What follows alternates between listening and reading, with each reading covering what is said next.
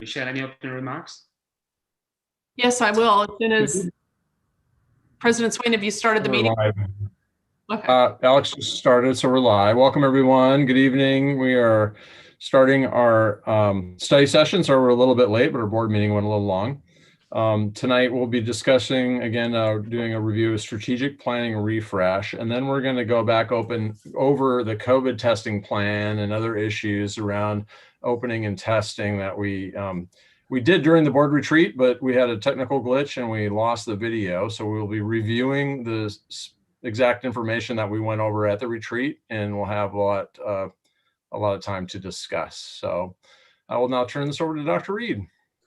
Thank you, President Swain. We're going to start with a fairly brief presentation, just as an update on our strategic planning refresh and the work we're doing around the Portrait of a Graduate. So I have what we want to present tonight is really how the work played out with our leadership team, the ATM, and Obadiah Dunham, who's our Assistant Superintendent for the North, and Mutu Fabai helped to lead that work at the ATM meeting last week. So we want to update you on that process and kind of the outcome, and then talk a little bit about moving forward with that. So I'm going to turn it over to Mutu, and we'll walk through. Great, thank you. And I'm going to, good evening, everyone. It's nice to be back with you. And I want to share my screen, if I can. Okay, that's great. Again, it's nice to be back with everyone. I was joking with Alex early on that it was a not so Super Bowl because my team didn't win, but I'm getting over it. So I have a colleague with me tonight, Lauren Klafke. You'll meet her in a few seconds. My role today is just to set the stage about two parts of the, two aspects of the refresh. You may recall this is the diagram we've been following. We start by clarifying student learning, and you as a board have weighed in on the measures, and to a lesser extent, the Portrait of a Graduate. So those are the two areas we're going to focus on today. Obi's going to lead off on the portrait conversation, and then Lauren will come in to just update you on what came out of the ATM discussion about the goals and measures. So with that, I'm going to invite Obi to take over. All right, thank you. I believe, Siobhan, you have my slide deck you can push up. If not, I can present from my screen.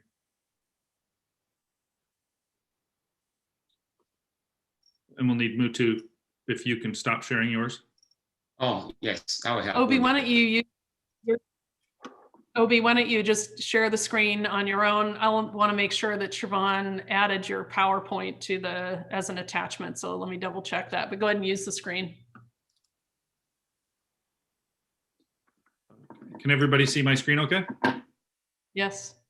So as Mutu and Dr. Reed shared, I'm gonna walk through kind of what we did at ATM in terms of launching this idea of Portrait of a Graduate. Feel free to stop, anybody stop me, ask questions, or tell me to speed up if you want me to go, if I'm bogging down too much into the details. But as you can see, ATM met on February 4th. We this was the launching the idea of a Portrait of a Graduate. So the first time that it had been really mentioned at large with our district leadership team. Some goals that we had for them was that they know what a Portrait of a Graduate is, that they'll be able to kind of see the connection between the Portrait of a Graduate and their work. And then the outcome being that we're going to identify some characteristics they believe are important in a Portrait of a Graduate. So we started, Mutu shared an article with us, a short article. We started just having them read the article. The article was about a Portrait of a Graduate, just kind of in a pretty global sense what it was, gave them an opportunity to just kind of process through that article. And then we started talking about kind of what does a Portrait of a Graduate mean for the North Shore School District, and what is our promise to our students, really, is what we're kind of how we're phrasing that thinking. And as I'll share here in just a minute, we've started on some of this thinking in the North region to kind of solidify our work. And so some of what you're going to hear in terms of voices in this as you go through, and some of the context is just as I prepared for the presentation for ATM, I talked to my North Region leaders and just asked them, what does it mean? So some of the language like becomes a collective vision, as you see here, and it aligns district operations and pedagogy is kind of language that they see as it kind of resonates with them as they've been thinking about this. Here are some examples. I believe you've seen some of these examples as you've engaged in this work. I think some of them have been shared with you. We shared these with the ATM just so they begin again to get that picture of what it could look like. And then, as I mentioned, we went through this, we began this work in the North Region about a year ago, and I'll share kind of why we started there, but we've come up with just kind of a sample to help frame our thinking, and you'll get to hear a little bit about the impacts of that. But it's really about a focus around educational justice. And we know, and I think even some comments you guys have made as we've presented around Goal 5 has prompted some of this thinking for us, but we know our graduation rates are 95% or higher year over year, but we also recognize that students leaving us don't all walk off that graduation stage to the same kind of landing.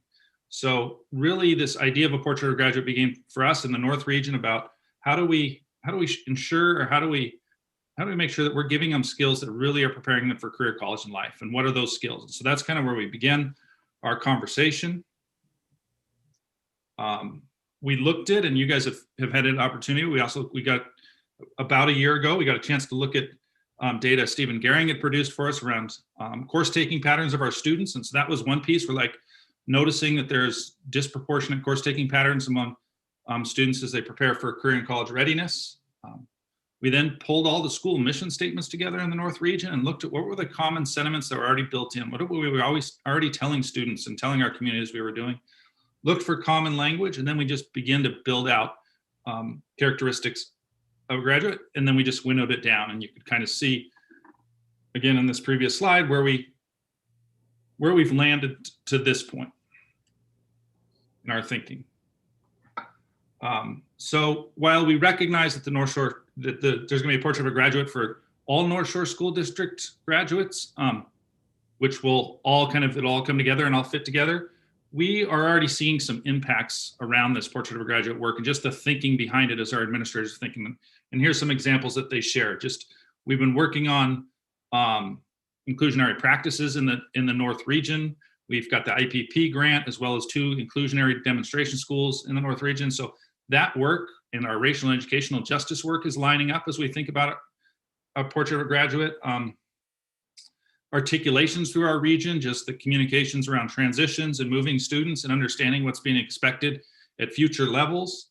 And then we're seeing a nice alignment in our school action plans in our region as principals have become more thoughtful or can increase their thoughtfulness around how the school action plans look in a consistent complementary perspective. So even just having this ideas out there of a portrait of a graduate's already begun this work. And again, these are words coming from the administrators in the North as we've kind of reflected over the past year of what this work has meant for us. And they're not here with us tonight, but at the ATM meeting, we had Dr. McDowell came and talked about, just from a high school principal perspective, what does it mean to have a portrait of a graduate and what he believes it'll mean for his students. Principal Davis did the same thing from our elementary principal perspective, and then Assistant Principal Ali Earhart from Canyon Creek kind of closed it out with just, this is what it means around a portrait of a graduate. And so trying to help people in the room connect to this idea of portrait of a graduate and where it connects to their work. Pulling from the article that they shared, here's some questions we had them start thinking about, and just give them a few minutes to kind of write on these questions so that we could, and as you'll see in the next slide, that they have an opportunity to kind of select some portrait of a graduate ideas. So just some think time here for them.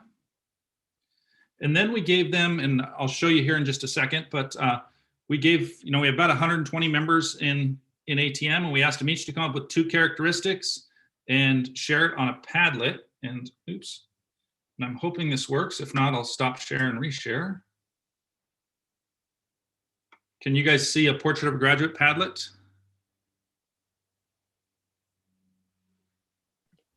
It looks great. Thank you. So on here, you can see these are all the characteristics, and there's lots of them here. Obviously, with 120 people, there are some differences, but not 240 characteristics because there's some duplicate language there. And I just scroll through just kind of so you can see the kind of comprehensive piece. So this is what ATM members contributed in the first round of kind of winnowing these terms down, or these ideas, these characteristics down. And then we went and had them work in small groups. We put them in groups of, I think we had like 12 groups, so groups of about eight people. And we said, okay, take these 2 characteristics, this big list that you just saw, and come out with your group with 3 characteristics. So you'll have to give me, and so they filled out this survey. And if you give me just a second, I can find the characteristics themselves. And you can see, so when I'm down, I can show you where the top ones are, but I got to pull it up here just a second.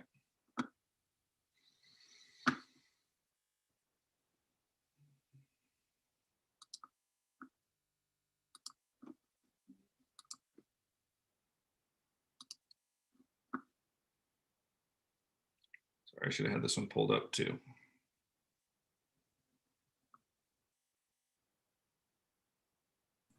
Dr. Reed, while Obadiah is pulling that up, is this work also happening in the 3 other regions, or is it inspiring them to do this work?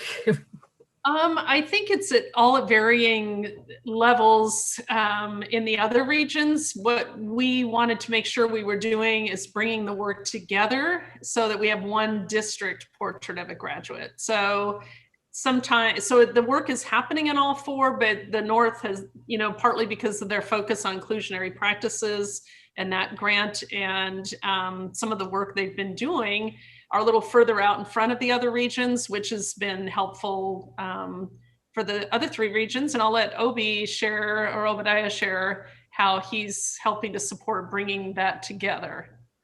Thank you. Yeah. So I would just first say, Director Hayes, thank you for asking the question. As I'm stalling to find the document I should have had up for you. So again, you can see these are the groups. These are the characteristics. We had them pick 3 characteristics. So you can see here, kind of they picked across. And then you can see the ones that got kind of the most responses. And so there's all the responses and then the ones that got the most responses. So as you look at that, I'll attempt to answer your question, Director Hayes. I think, as Dr. Reed said, the other regions are all engaging in the work, but they may not be using the term portrait of a graduate. We in the North locked onto this idea of a portrait of a graduate. Actually at an ATM, our last in-person summer institute, when Dr. Reed brought in Tony Wagner, and he was talking about a portrait of a graduate, and I happened to be standing back of the cafeteria at North Creek High School next to Dr. McDowell, the principal there, and that's where we started first thinking about it. So I'd locked onto that term, and we'd kind of done some research. So we're the only region that's really, up till most recently, really locked onto work establishing a portrait of a graduate. But I will say the other regions are aware of the term. Obviously, they're all aware of it now. We've kind of talked about what it will look like. And as Dr. Reed said, we're all going to be under the same portrait of a graduate when we're done. So this is part of this unfolding. When I meet with the other assistant soups, kind of sharing the work and what it looks like. And then part of the reason I bring it to the ATM the way we did, so they could see, here's what it feels like a little bit from a school level, and here's where we're going. So everybody's kind of aware of it, but I don't know if they're all using the same term until last Thursday. Great, thank you.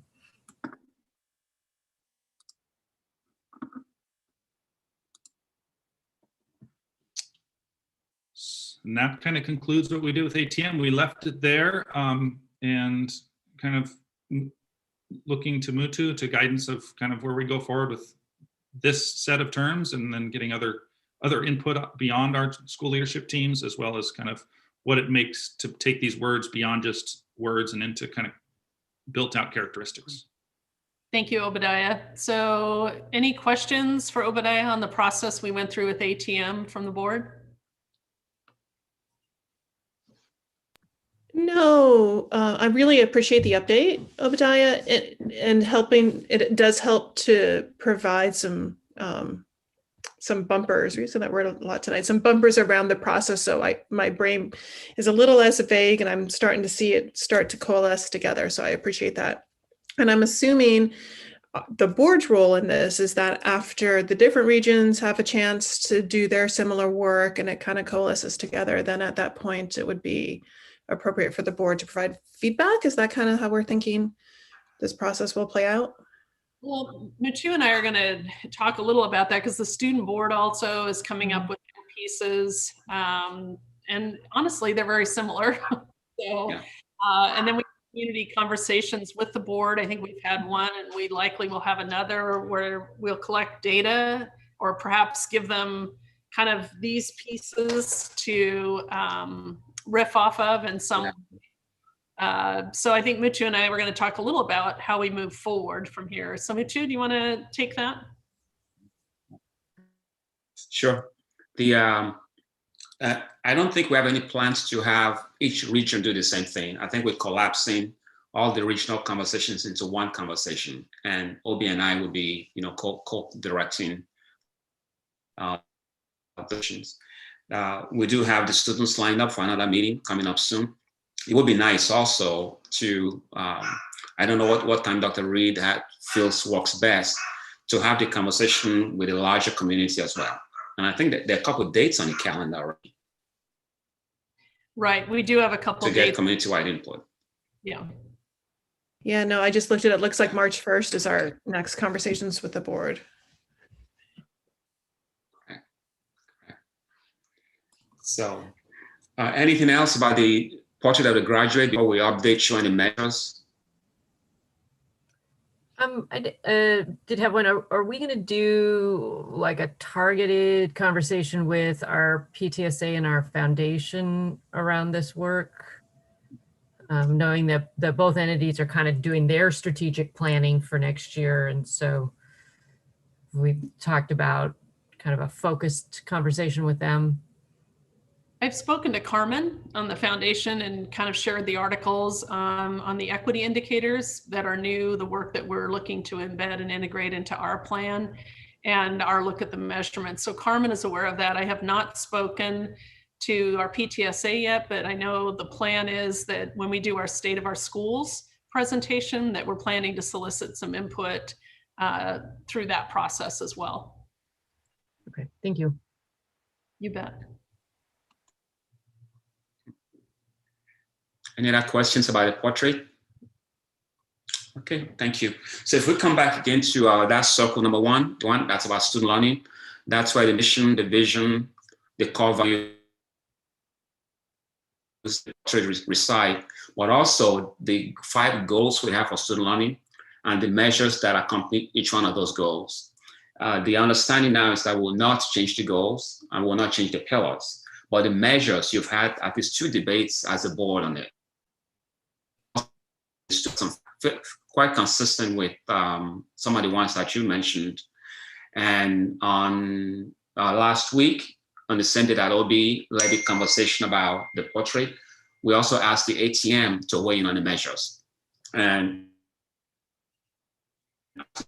Lauren Klafke to first introduce herself briefly, then update you on that part of the ATM meeting that was held last week. Lauren? Thank you, Mutu. Good evening, everyone. It's great to be here and to meet you all in the Brady Bunch squares. I want to just share a little bit about my background. I started out in education over 20 plus years ago as an English teacher, 7th grade language arts in northern New Mexico. Traveled, made my way to California and worked as an English teacher and an ELD teacher, coach, site admin, and then district admin for about 8 years. Right before joining Performance Fact, I had wrapped up 8 years working as a chief academic officer for 2 networks in the San Francisco Bay Area. And my work is really focused on aligning and building schools and systems to ensure that we're getting equitable experiences and outcomes for all kids in our schools and within our walls and within our trusted care.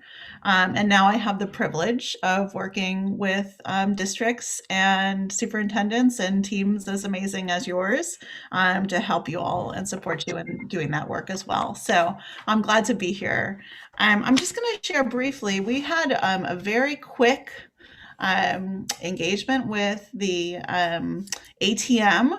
I'm getting all my acronyms correct as I'm working with you guys for the first time, but with the ATM group, and they were awesome. And there were so many of them. We had about 100 and almost 120 folks on the Zoom, and we asked them to revisit the goals and the measures.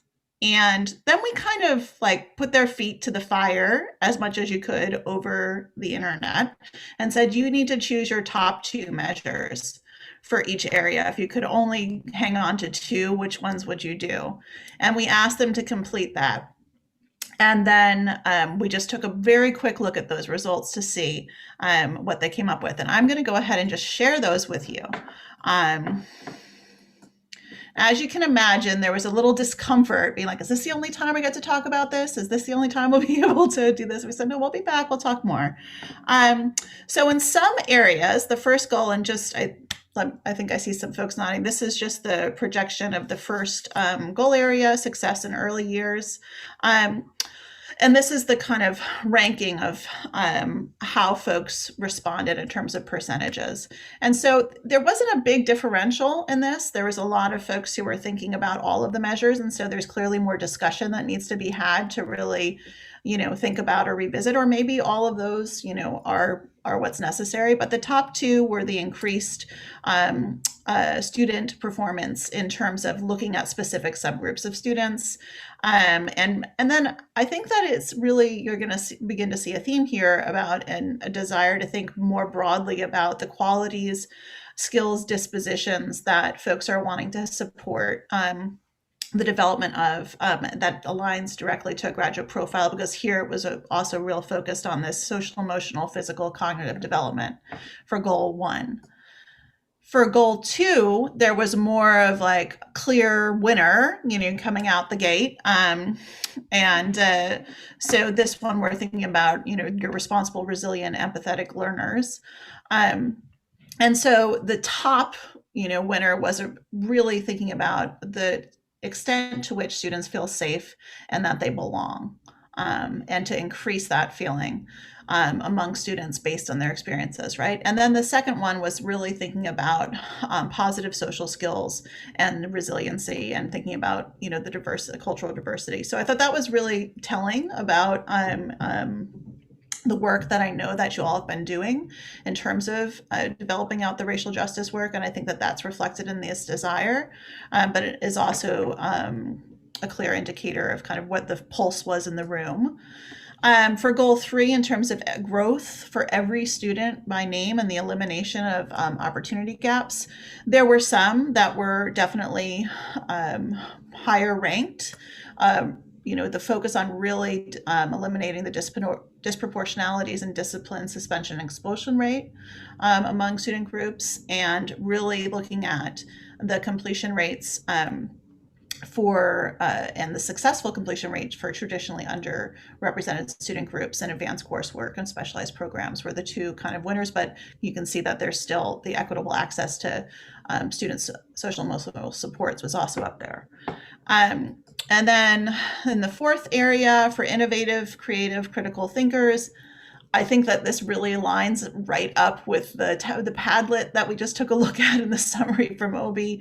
The focus is really on, they really want to see how students are learning to solve real world challenges in imaginative ways. And then in addition, there's navigating critical transition and use of technology. Those are a little, there's some more to be teased out, but there's definitely a commitment and desire to focus on solving real world challenges.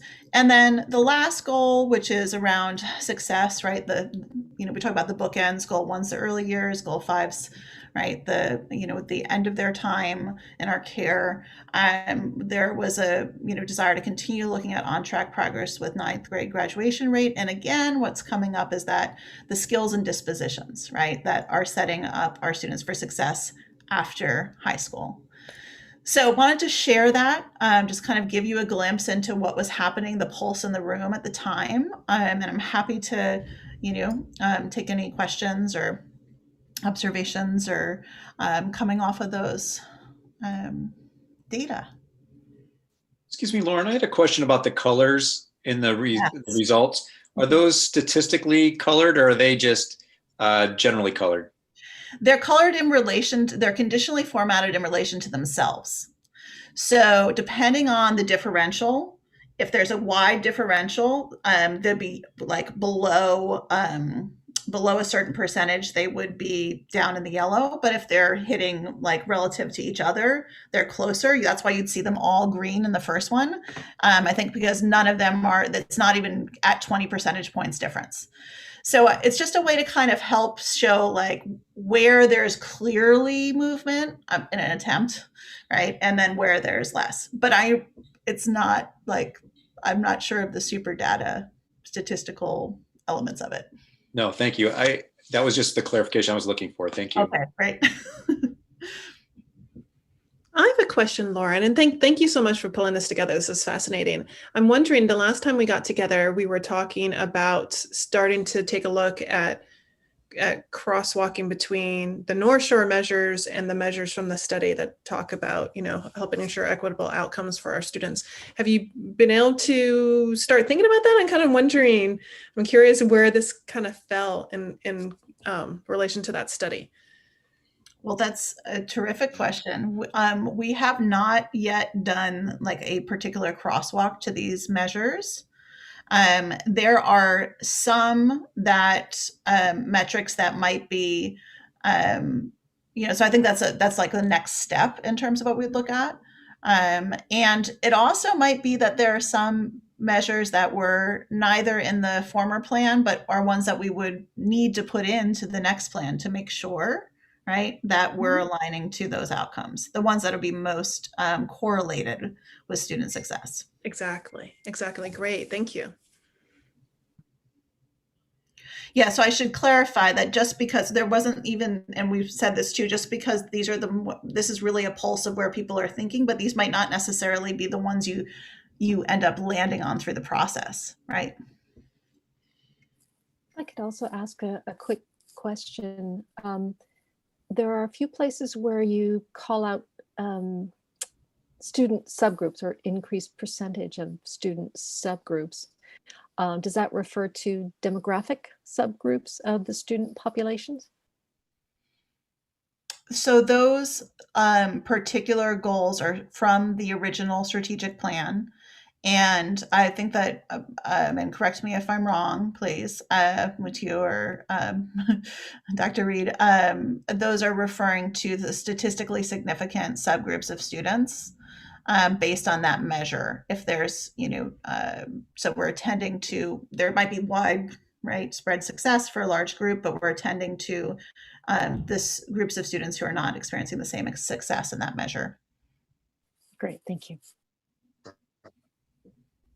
Subgroup is a funny word. It's not one of my favorite words at all, but it's a, federal term that we kind of live with.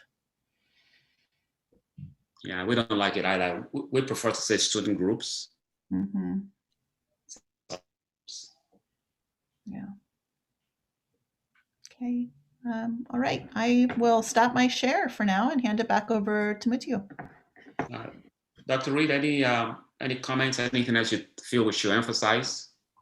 No, I think that covers it. I think the work proceeds. We're not looking for a cumulative, moment tonight. Just wanted to give a touch point for the work we've been doing and keep the board up to date that it's front and center, right? There's the work and then there's the work this year. We have to keep our strategic work moving forward because we also, to I think Director Cass' question earlier, our budget process is connected to our strategic plan. They're all, as we look at needs-based resource allocation, they're all connected. So we can't lose sight of where we're headed.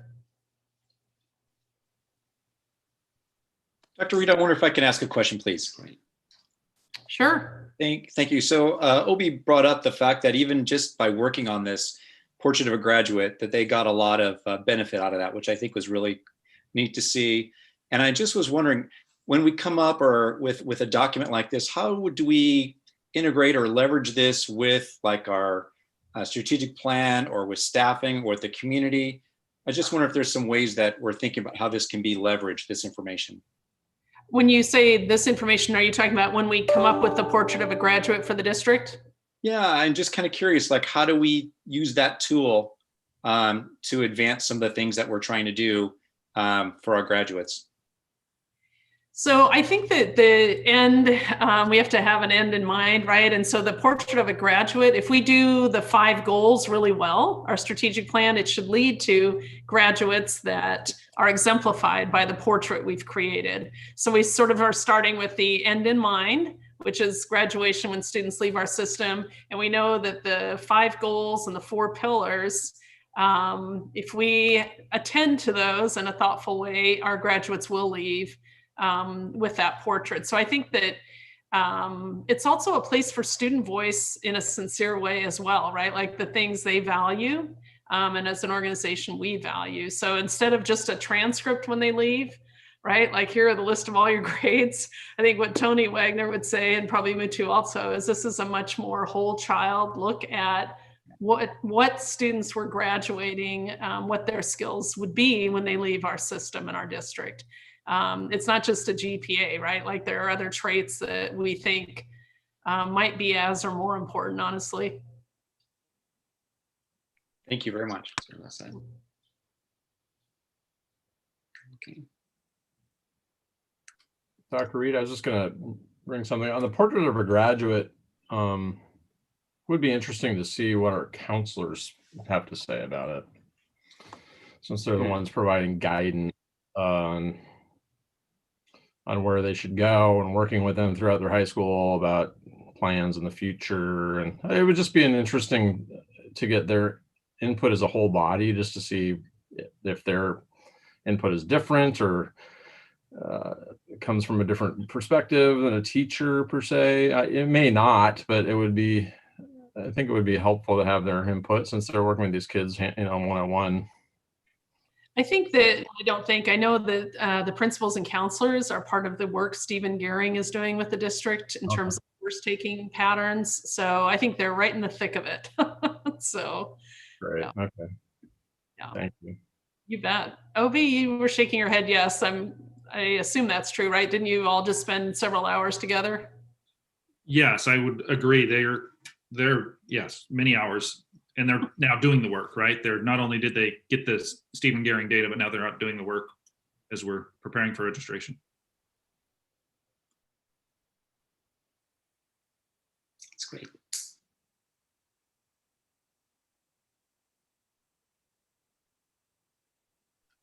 Anyone else? No, we're good.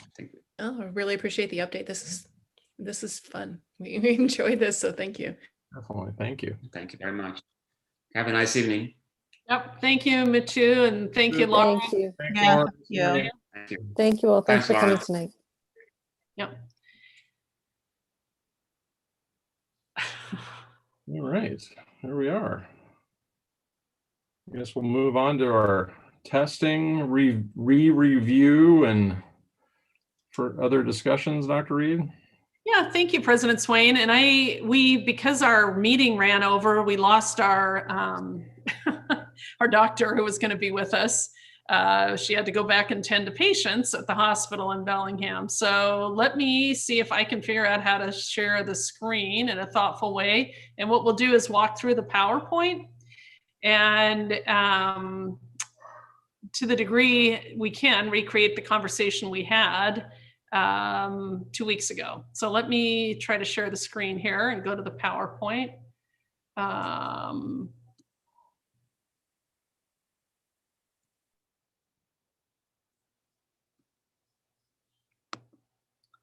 Okay, are we all able to see the PowerPoint? Okay, good. So this is the same PowerPoint we looked at last week, or excuse me, 2 weeks ago. And again, to reiterate, the technology was not our friend 2 weeks ago. So we were not able to, after the break, actually, we thought we were being still recorded, but it turns out we weren't. So anyhow, the goal of the pilot program, this is what was presented, was really to look at what a package of tools and processes might be to support districts as they reopen. Because we know that while it's challenging to find pathways to safe reopening, what we want to do is make sure we're able to sustain the reopening. And testing is one of those tools that has been talked widely about in terms of being able to sustain school reopening. And so this graph really is about the schoolhouse. I think it's at the far left on my screen, and the modeling, policy support, and research. There's a lot of guidance on when and how to reopen safely. And then the mitigation would be the next circle. And we know that, and as we've been working with the students we're planning to bring back, we have to cohort them, keep them in small groups, even in athletics, small group conditioning. We need to make sure we're doing symptom tests and checks, masking, social distancing, and so forth. So the next round, access to testing and care when needed, is actually very important.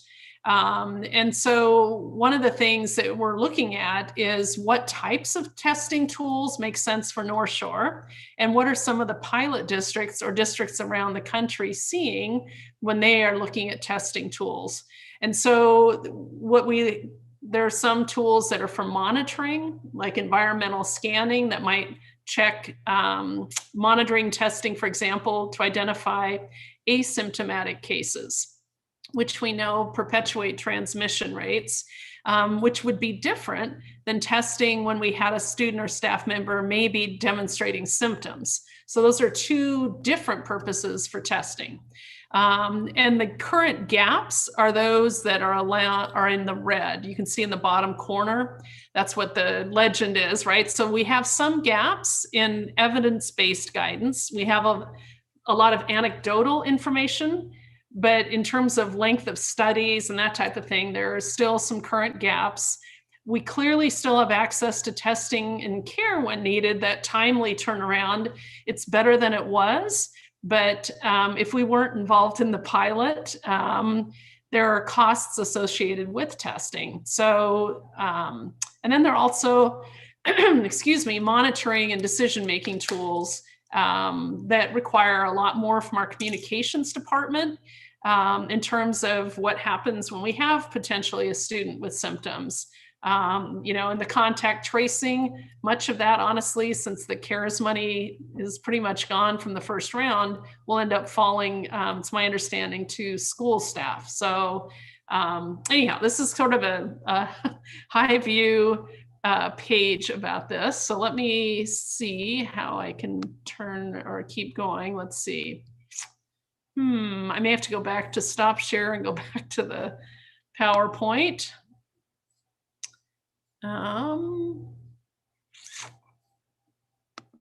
Okay, there we go.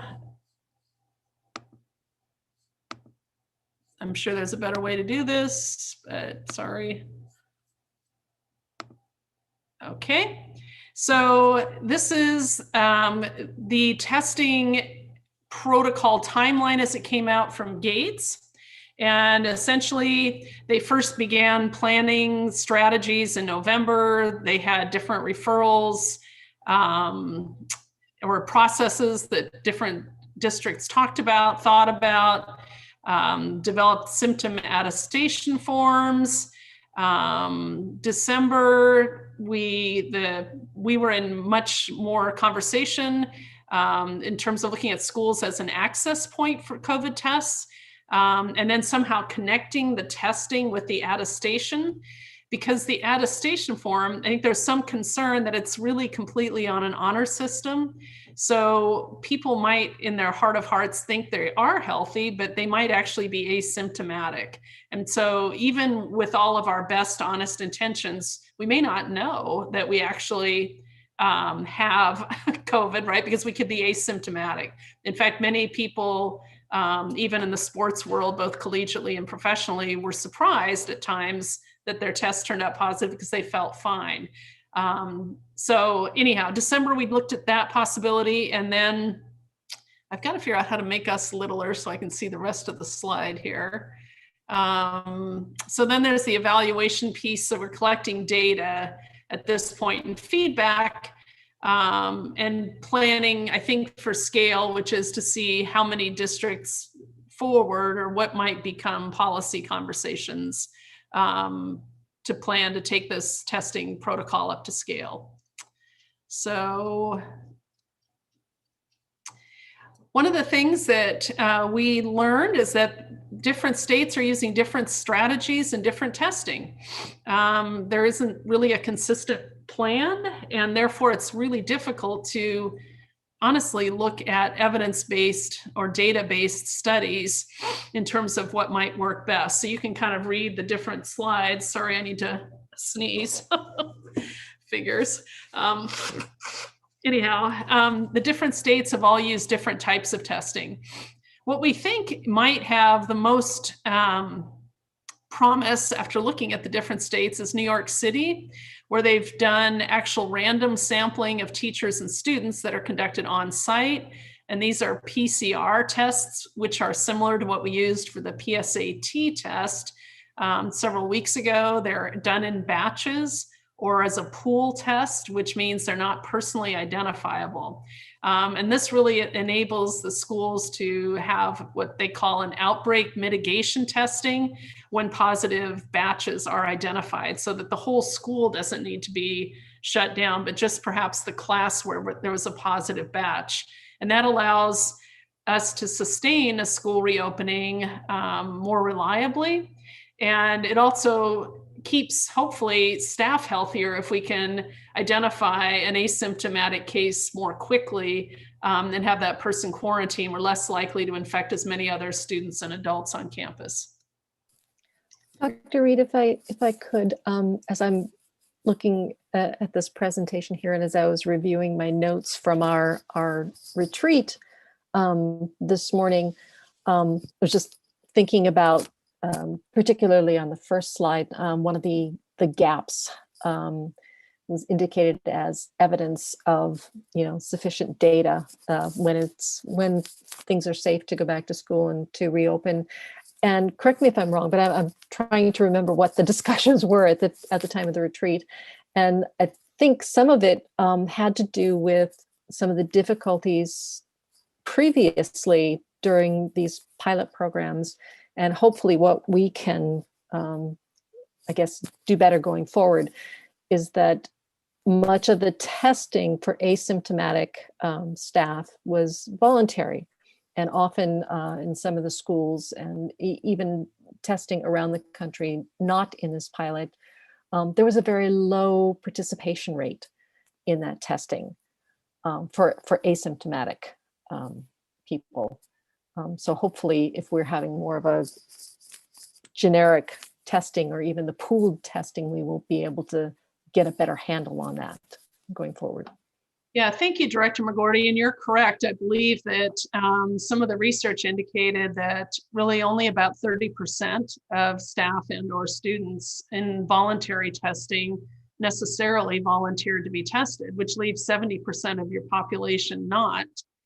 So it's really difficult to draw conclusions based on 30% of the population potentially being tested. And I think that's where New York, in particular, has done more testing. They've required it in New York City public schools. So I think their data perhaps gives a clearer picture because they're testing all.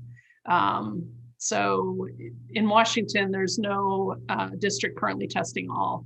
It's voluntary with varying degrees of participation. Well, Dr. Reed, I'll follow up on Dr. McGurty's comment just from the last review. We did this in the retreat. Also on top of that, I remember the folks from the Gates Foundation commenting that for people that with symptoms, and then they went, people that had symptoms and that could have been sniffly nose or whatever, or cough, 90% of those people chose to just quarantine rather than go get a test. So on top of like even a voluntary program in a school, even without that, 90% of the people, even if they may have COVID or they have signs of it, don't get a test. And so there's even less tracking, right, of how that could have spread within the school or within the family. Right. And I think there's a lot of there are a lot of reports right now that are saying that there is no transmission within the school, or however, they're saying that in a variety of ways. However, I should say, there's also a lot of discussion that we're not able to identify 70% of where people actually do get COVID. So I think there's a disconnect right now because we don't have a robust testing and tracing program in place statewide or nationally. If we can't identify where 70% of the people did get it, it's difficult to identify where they didn't get it, if that makes some sense. So, and this is a kind of a sneaky virus, right? Like you could be standing next to healthy people not knowing that they're healthy, or they're asymptomatic and actually are passing along the virus. So I think that's where New York City's testing is really, they've been able to sustain their school openings because I think they've been doing this pooled or batch testing. And then when there's a positive batch, or if there's a positive batch, which of course there have been, then the PCR test is something that an individual is able to do, which would give a negative or positive test so they could come back to school or quarantine depending on what was indicated. I'm going to channel my inner Julia Lacey, a board member from years ago that would talk about, I need a roadmap. So I just need to understand how I'm listening. The purposes of this conversation, is it to establish the why of testing every student, or the how? We will test every student, or both? Both. Okay, thank you. Yeah. And I'd just like to bring a little something that we didn't talk about last time is when President Swain and we've had the opportunities along with Superintendent Reed on Fridays to talk with King County Health. And something that our neighboring districts and our team has pointed out is that because of decisions, not right or wrong, but just decisions, King County Health's testing apparatus is really focused on South King County. And we know, we have a district, and and our neighboring districts are the same way, where we have several families and students that don't have access to reliable healthcare. And so with how the sources have been distributed, the closest county run free testing site is in Bellevue right now. And it took a while for that to get set up. And then if you don't have access to transportation, right? If being where we are, for us to get to, I think it's at Bellevue College, for one of our students or family members to get to Bellevue College, actually, and even Metro lines are getting shut down during the pandemic. It's really inaccessible for a lot of people. And so there's that equity factor in there too. Thanks, Director Cass. And I think one of the goals of this project is we could provide testing for community members as well who might wish to have that. I think that's one of the Department of Health goals for the project. Because at the end of the day, our communities are not separate, right? Schools aren't separate from the community. They're all connected. And so I think that's a point well taken. So am I okay to move off this slide? Okay. So this is like that slide that never ends. This is who gets tested, who orders the test. On the left side are just all the different questions, right?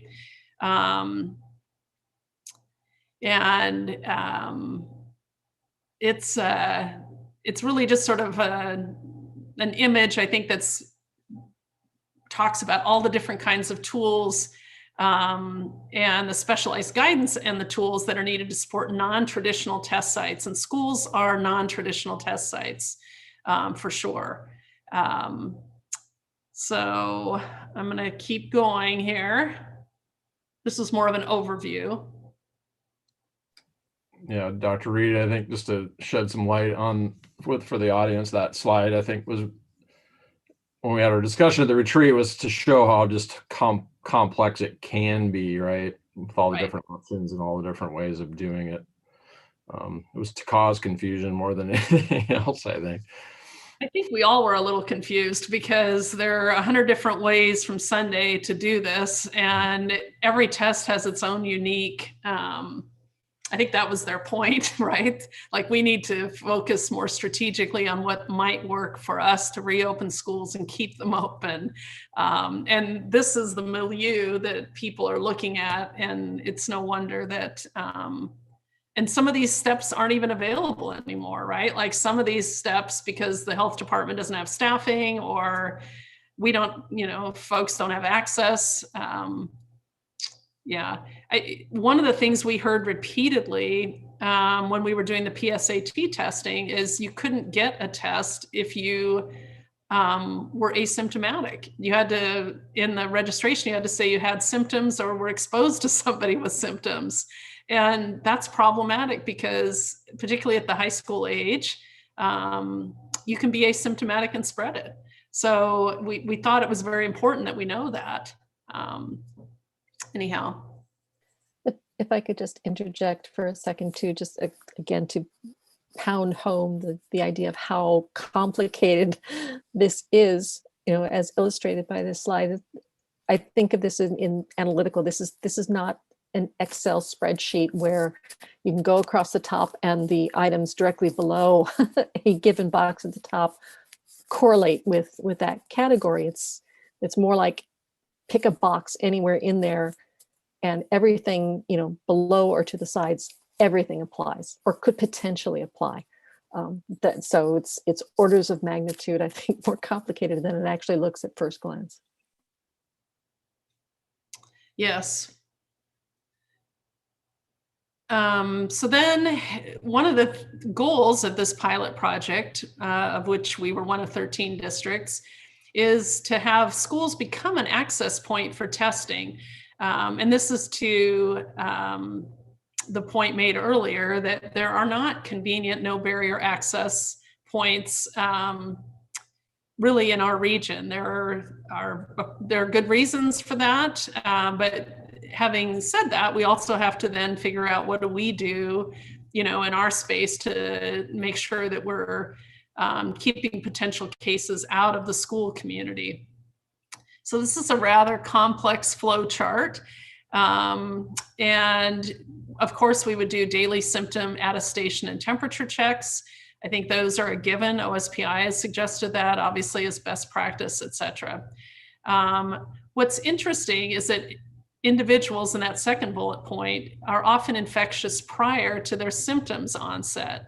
And these confirmed cases trigger contact tracing and testing to help break chains of transmission and mitigate outbreaks. And that really argues for this ability for us to test asymptomatic, like just do a cadence of random testing that we would pick up some of these infectious people prior to the onset of their symptoms, so we can really minimize transmission within the school. And that we think is really important. So, and I think research bears out that it is important to have that on a regular cadence. So this really was about providing this convenient, no barrier access to the teachers, staff, students, and families. And we really feel like if we're one of those sites that really supports kind of the lack of clear access to testing. And honestly, at the end of the day, it does what we want, which is prevents an outbreak, which could create a situation where we have to close an entire school down. Again, we don't want to do that. So questions on that? Dr. Reed, not question, more of a comment. I'd just really like to emphasize that last bullet point and the very bottom of the diagram there, where comments that if a student or staff has no test, they have to remain out of school for the 10-day quarantine period. And I think this is another issue of equity with respect to which students and which families have access to the testing if we're not providing it. A student who gets a test, and if they're negative, their symptoms are relieved after 2 days, they can get back to school. They don't have to stay out in quarantine, whereas those who don't have access to a test have to stay out for the 10 days. And I think that's a valid point, Director McGorty. And the idea is to reduce time out of school for students and staff. That's the purpose of testing, keeping people healthy and reducing the time out of school. Because if we're regularly testing, you're right, even if we had a batch test of 15 to 25, wherever that centers for our student athletes, it's batches of 25. Then we know all the 25s that come back negative are fine. If there is one that's positive, then we can move forward with the PCR test at each person's decision, whether they want to do that or not. They can remain quarantined for the 10 days or advantage themselves of a readily accessible, barrier-free PCR test to come back sooner. So these are, again, the potential scenarios and the benefits of each. And I think one of the things we're looking at, clearly there's an outbreak response, and we're hoping to avoid outbreaks, right? Like, so we don't want that to be our piece. But Director Hayes, to your point, we're looking at both symptomatic and screening. And the screening, the why for screening, I think we've discussed multiple times tonight, but we're looking at a particular strategy called pooled or batch testing for the screening with the diagnostic. The symptomatic testing, we're looking at a rapid antigen test on campus for staff to have access to. So there's two types of testing we're looking at for North Shore. One would be the screening, which is batch and pool testing. The other is what we call a rapid antigen test, which means that if a student or staff member begins to show symptoms, we're able to administer that test, and within 20 minutes have, it's a tabletop test. Within 20 minutes, we'll know if there's a positive test. The downside to the rapid antigen is, I believe it's 12%, it potentially has a 12% of the positives that are a false positive, but that's to our good, right? Like, they're not a false negative. So if anything, we may then ask the person to do a PCR test if they think they're really negative, that it's really not COVID. They could do that, and that doesn't have the false positive. But there's a slightly high uptick on false positives for the rapid test. But we feel it's important to have a decision within 20 minutes if we actually need to have a parent come pick a student up or a staff member head home and provide a substitute for the rest of the day. So those are the two types of testing we're looking at: screening and the symptomatic testing. Dr. Reed, could you, oh, sorry, go ahead, Director Hayes. I was just going to ask, who is doing the actual testing? That was my question. Thank you. So as we did at the PSAT, the pool or batch testing is something students self-administer. Depending on the type of product, either a nurse needs to observe that, or the product we're using for the athletic small group conditioning in our athletes does not require a nurse to observe. But it's self-administered. It's a short swab, administered. Dugan's keeping me up to date on this, on the athletic piece. So it's not, and then the rapid antigen testing, I believe, does involve a school nurse, but we would be in school when those types of tests might need to be administered, a symptomatic person. Because all schools are required to have an isolation room and isolation room procedures, we felt like the rapid antigen test was a great tool to utilize. So we didn't have students potentially being there all day. We'd know within 20 minutes if we can send them back to class or need to call a parent to come and pick them up. Okay, so I'm just trying to visualize how this works. The kid sticks the thing up their nose, they put it in a tube with 24 other swabs, and then that goes somewhere to be tested, or does it turn green if it's positive? What happens? Well, the 25 in a tube go to the lab. At the PSAT test, they went to Northwest Lab in Bellingham. For the athletics, they're going to go to the Ginkgo, I believe, lab in Massachusetts. And I forget whether they're FedExed or UPS or whatever, but they go to a lab, and then we have a portal, technology portal that will have, batch 1, batch 2, batch 3, either negative, negative, negative, or negative, positive, positive, however that, plays out. Okay. The Northwest Lab in Bellingham has been the lab that has been doing the pool batch testing for Western Washington University. And my understanding is they've tested 20,000 since September and had 20,000 students and had 77 positive batches since September, roughly. So, and then when the batch comes back positive, that group, that's when we go back and look up, and everybody in that batch would be notified, and they could make a decision if they wanted to get their PCR test to confirm their diagnosis, because just because the batch is positive doesn't necessarily mean everyone in the batch would have been positive. It may only be 1 or 2 people. Oh, and Ginkgo has labs closer to Massachusetts, so it goes to their labs somewhere close. Sorry, thanks, Dugan. But that's actually good, because that was going to be my next question of the turnaround time of sending something back to Massachusetts. Yeah, it's closer, but the reason we went with that is as part of the pilot, it's cost-free at this time. So, and about the pilot, Dr. Reed, so in the schedule before, they had started in the fall, and it showed kind of January was the last box. So our participation is obviously ongoing. So in terms of the Gates Foundation supports, I mean, can we get through the end of the school year at least with them? How's that looking?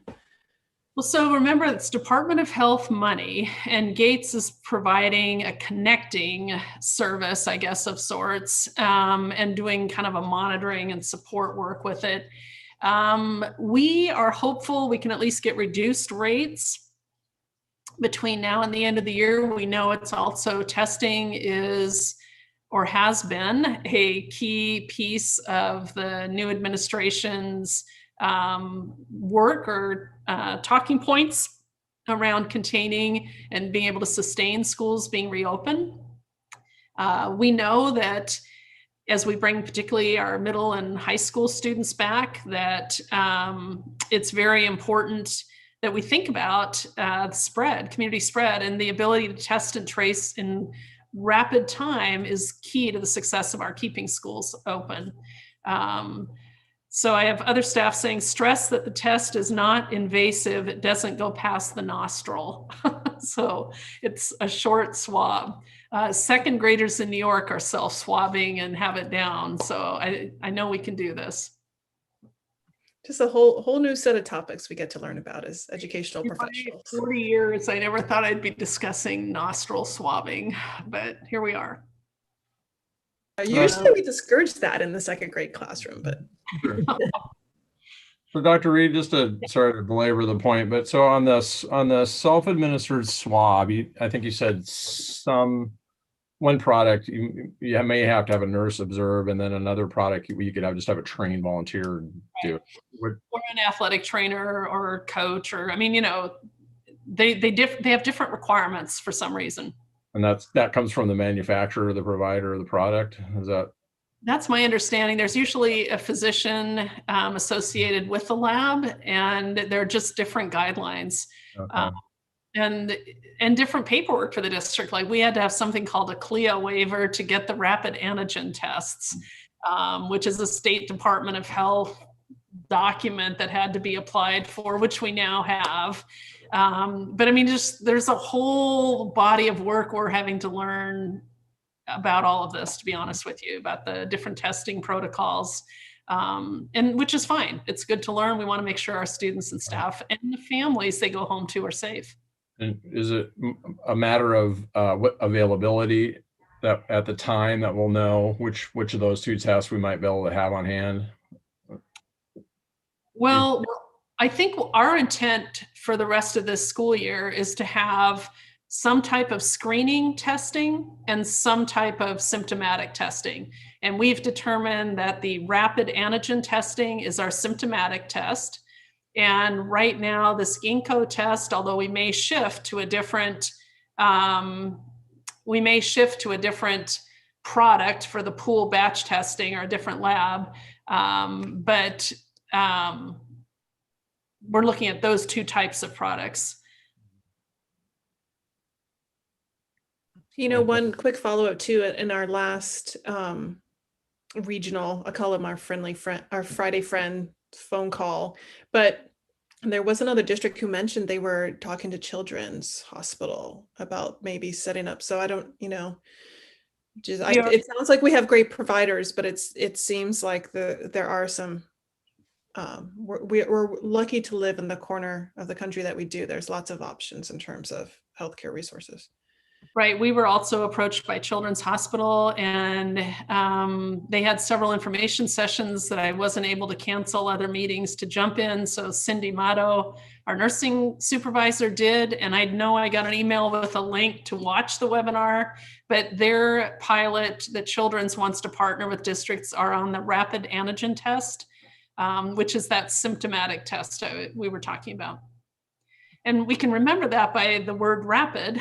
It's the 20-minute, which I think is fabulous, right? If you have a young child who might be sneezing and anxious, it would be nice to be able to confirm, you know, do they show a positive or a negative? So we can make sure we obviously talk with parents as well. So this was a lot of diversity. Not all districts took a same path or had the same thoughts.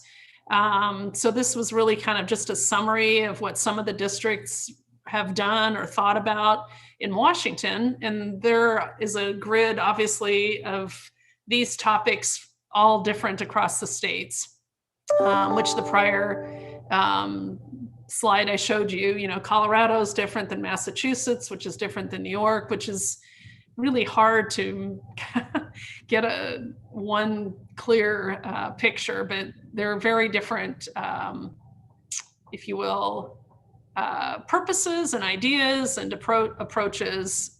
And maybe that's okay, right? Like everybody's in there are rural districts that are very small and urban districts large. And maybe different approaches will be necessary, but this is just kind of a screenshot capture of sort of some of the big questions, if you will. All right. So this is the oral swab PCR test, and this actually gives you some handy little pictures. And this is the PCR test, which is not the batched or pool testing test. This is what would happen if you're part of a positive batch. So your 25 went off, it didn't turn green, it went to the lab. We hear that there's a positive, and now we come back for this PCR. And this just gives you a more direct, it's an oral swab. The results are available within 24 to 48 hours, which is fabulous compared to where we were, you know, even several months ago, where we've waited days and days. So this, we really feel, is a much more timely check in on this. So, and you mentioned this already, Superintendent Reed, but I have heard of this test before. I think this is one where there were some studies done about positivity rates and such. I don't remember it off the top of my head, but it's good to know that the team is on top of the different reports on effectivity. Yeah. Though I just wanted to point out, you had mentioned earlier that the team is keeping a close eye on the reported effectivity. That's not the word. The reported true positivity, true negativity on all the different tests. So we know exactly which test we're offering at which time. That's right. And I think it's also important to know that a false positive is less concerning than a false negative, because what we would know is then we would want a more specific type of test to confirm, but we would be, we just want to make sure that we don't have students who actually have the virus not think they have it, right? Like that would be worse than having, and it's a small false positive, but it is a little bit, it's a, I think, like I said, 12% of the positives, or roughly 2% of the tests. All right.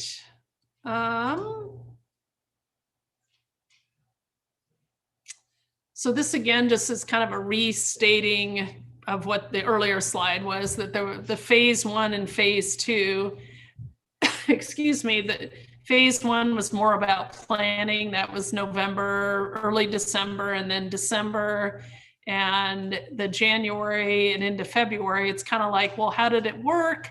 How did it go? But having said that, a lot of the tests were were voluntary and in different settings across the state. So we think the testing is a good idea. We agree with the Department of Health and the Gates Foundation. And we see that the collegiate programs that have been able to stay, particularly the athletic programs, the NCAA, they are testing, and as our professional programs. So we're starting that with our student athletes this Wednesday, because many of our high school student athletes might actually be playing in collegiate programs next year where they would be required to be tested as well. So we might as well get in the routine of prepping for that. Sorry.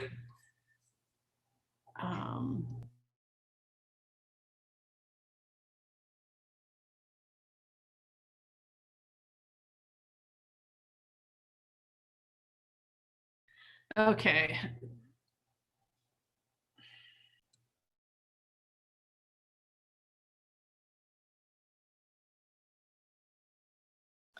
You're muted. Sorry, thanks. I was happily in my own little square here. This is the information system components. And this is this is sort of one view of what it could look like. It may or may not be our view. And let me go in here and try to make a small, so it's, this is a system of a tool, I think a tech tool that some districts wanted to pilot. We're not entirely sure whether we want to be part of that. I think it's really important to our families to not have their data hanging somewhere.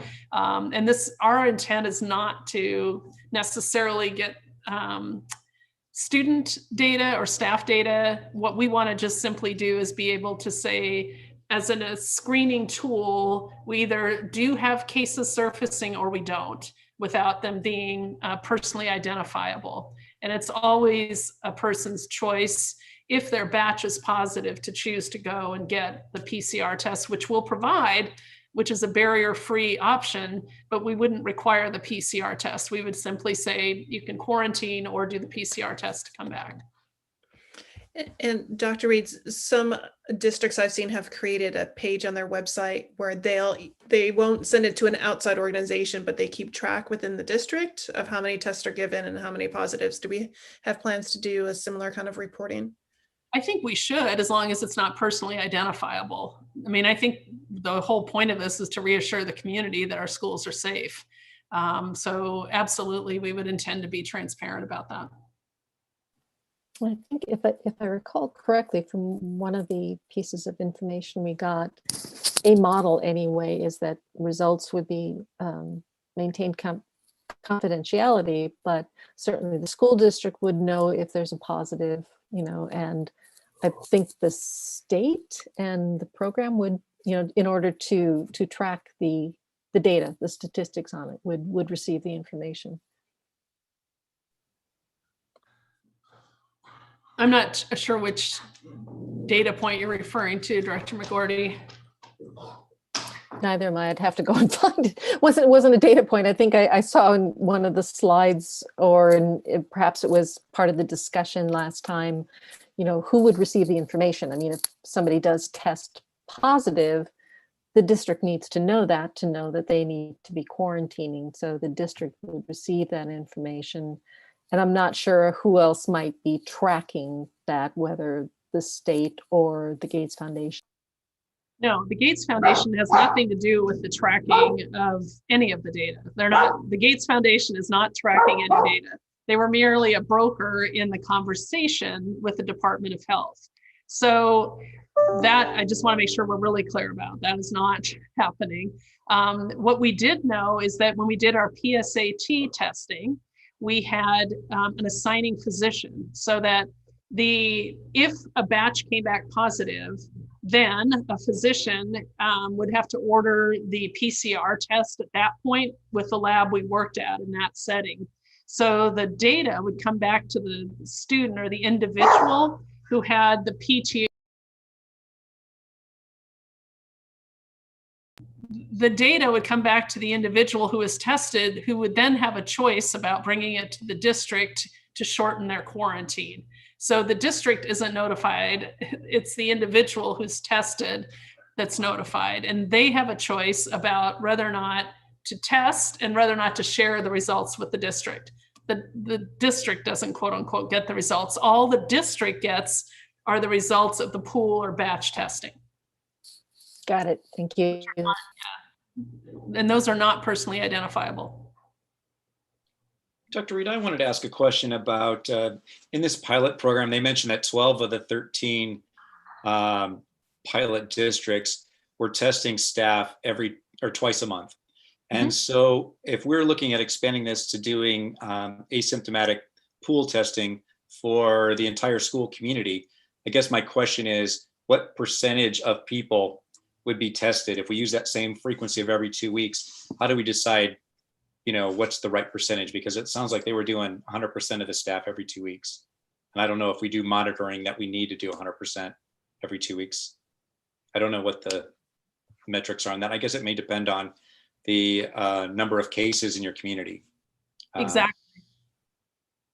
Yeah, I think the community transmission rate informs that, Director Kogan. And I think part of the pilot was to try to figure out what's the cadence, like what's the right cadence, because we don't want to overtest and we don't want to undertest. So just trying to figure out what that looks like. I'm not sure that there is a perfect cadence out there yet. It also depends on whether staff are, vaccinated or not. Then there's a different cadence potentially. Maybe less staff testing. It depends on the community transmission rate. They're just a variety of factors. I think we're still going to have to work our way through. Right. And we may start, I suspect we're going to start with more testing, and maybe as our screening shows things are going great, maybe we back it off. And then if the community numbers start to rise, then I think it's going to be a little fluid.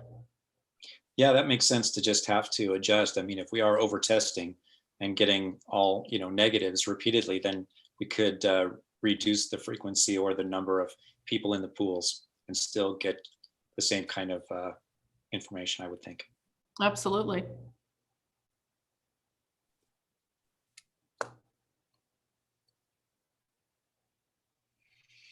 So, I mean, that was the presentation that we discussed. As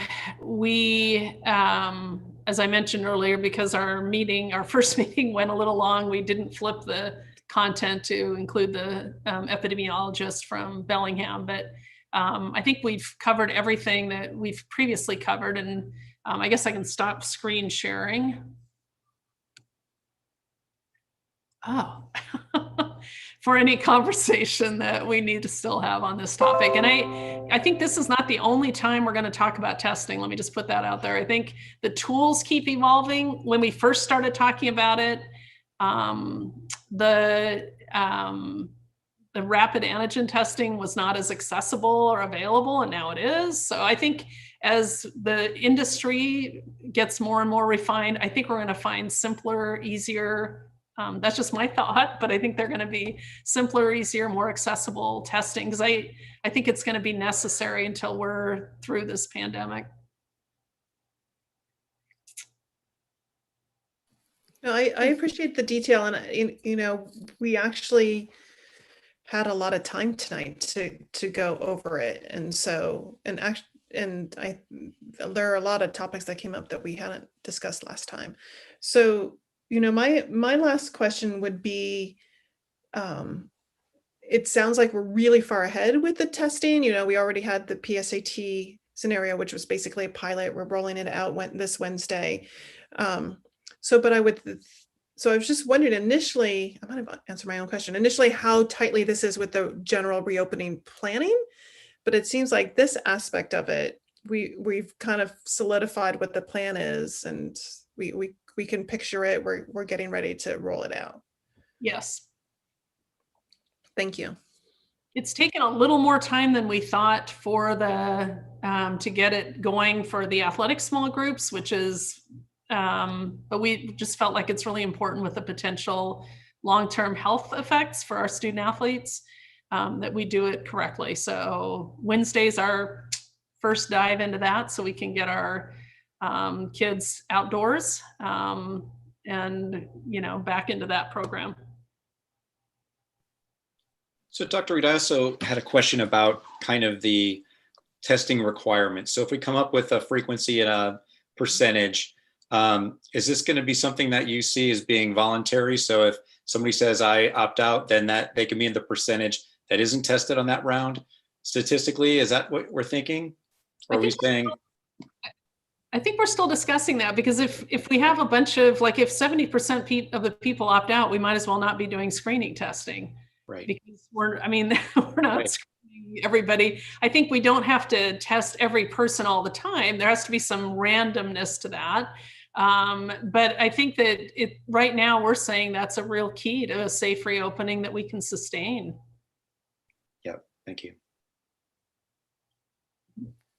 And on a somewhat related note, I just wanted to point out that in our original discussion, we did have Tim Bertel present and representing the viewpoint of the NEA and the teachers. And Dr. Reed, perhaps you can speak to this better, but I just wanted to make sure people know how appreciative teachers are that this is being put into place, and how willing they seem to be be taking the test, if only to decrease their anxiety about their own safety going back into the classroom. Right. Actually, Tim has been a key partner in all of our conversations on testing from the very beginning last November. And I think, you know, teachers and our support staff are the folks we're talking about, right? Like, and we need to keep our staff and safe as we reopen. And we have an unusually veteran staff in North Shore, which is part of what makes things that happen in the classroom magic, and also makes it more challenging to reopen. 97 of our early childhood staff are in that over 50 group. And 60% of our drivers are in the identify as having high risk factors, because many of them are retired from other occupations and vocations. So we have a unique challenge here, and that's what part of what makes this testing conversation really important. So my question isn't testing related, but tangentially related to this conversation. And I was thinking about sports and just wondering, you know, oh gosh, is this going to bring out more kids wanting to participate in sports, because this is the only opportunity right now that we have for kids to engage in a social activity.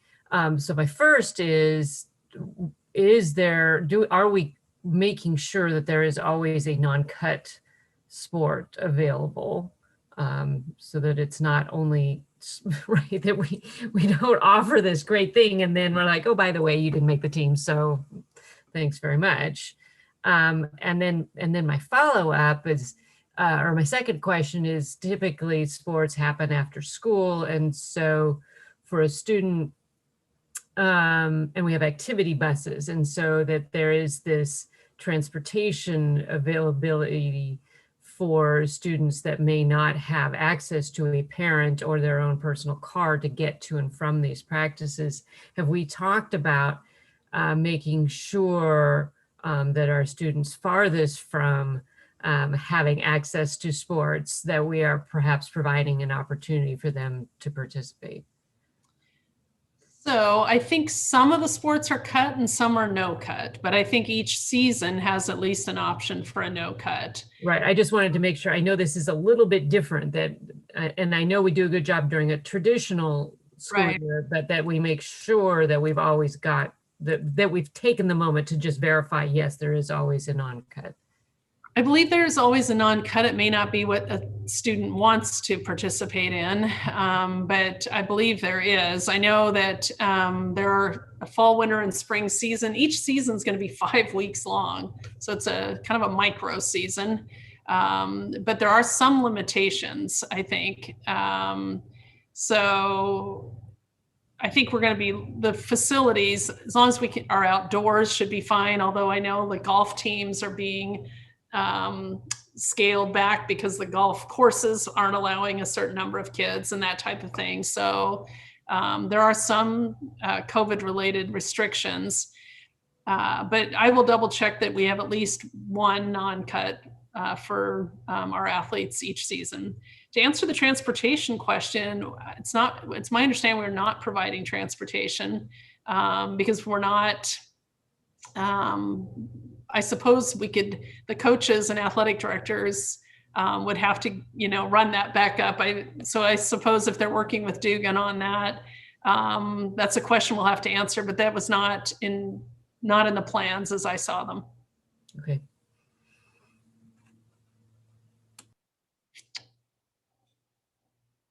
And I'm not getting a text on that, so I think that must be right.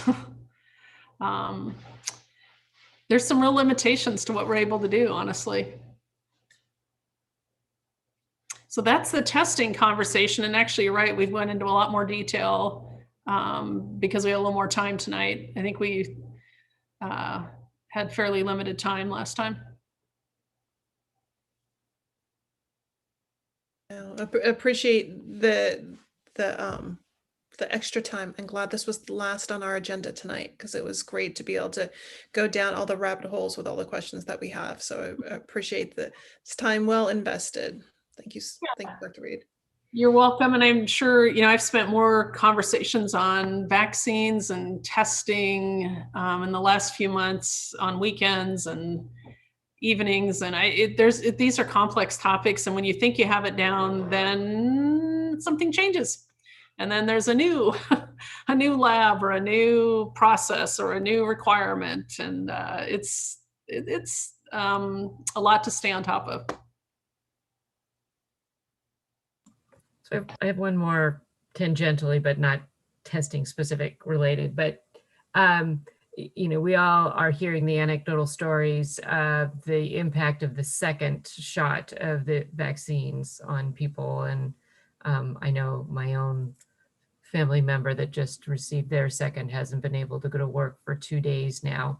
Are we putting that into the thought process when we come back, that as staff gets their second vaccine, that it's quite likely that they are not going to be able to work, even if they're working remotely, that it really is kind of taking it out of a lot of people with that second one. Yeah, we're having conversations. It's, every person reacts uniquely, but the second dose is, my understanding, more likely to create an adverse effect. So it's certainly something that we've taken under consideration. Thank you. Yeah. So President Swain, I think we may be at the Zeus says the meeting is adjourned, I think.